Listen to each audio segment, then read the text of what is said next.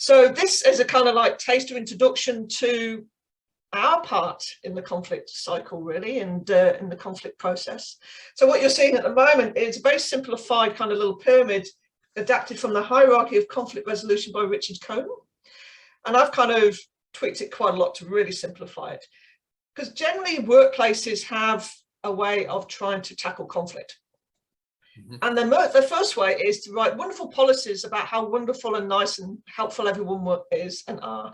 And all we need to do is talk to each other. So that's that kind of like accepting conflict layer right at the bottom, where people are actually just comfortable with talking about what they want to talk about. There isn't as much kind of angst or conflict as such, because everyone's open to different ideas and possibilities.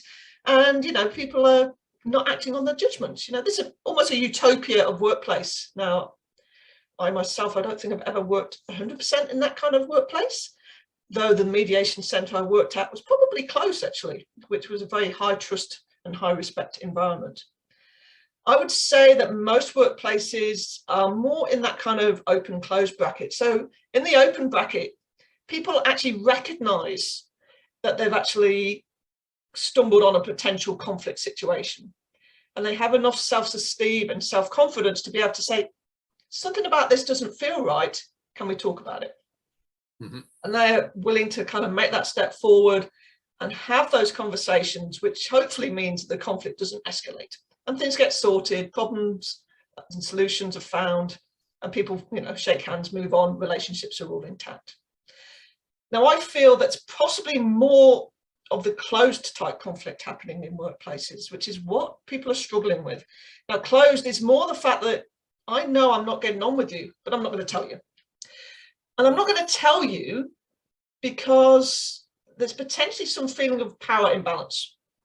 So either you're my boss, or maybe you've been in the position for longer, you know, you've got more experience, etc. And so I'm kind of deferring to you to solve this. I think you have the solutions, and maybe I'm more part of the problem. But what happens in this kind of closed loop is I might still talk about it. I'll probably complain to my best mate about it.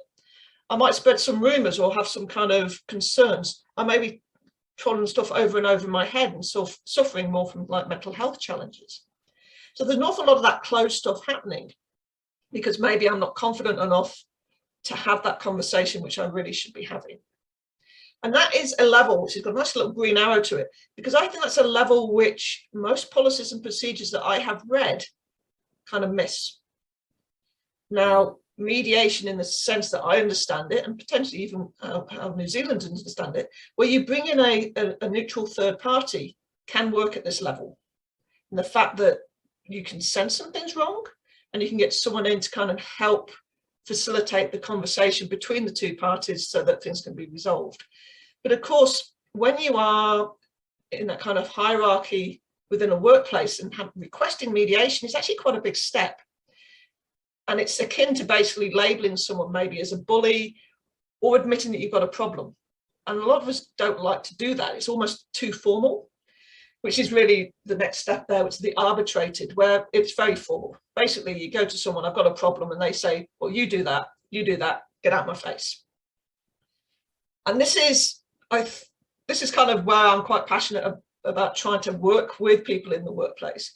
Because if we can get more people to be accepting of conflict, sweet, awesome, no conflict, no problem. What I'm going to look today in this session is trying to make people more open to conflict, and therefore give you some more tips and tricks to become more self-confident in your ability to deal with conflict, to hopefully then try and engage with more interest in gaining support and training to get people who are able to support with the closed conflict, which is really about having some peers in your team who are the people can go to, who they know have some skills and knowledge of how to help them, but without having to make it a big thing where management need to be involved, reports are being kept, and all those kind of things.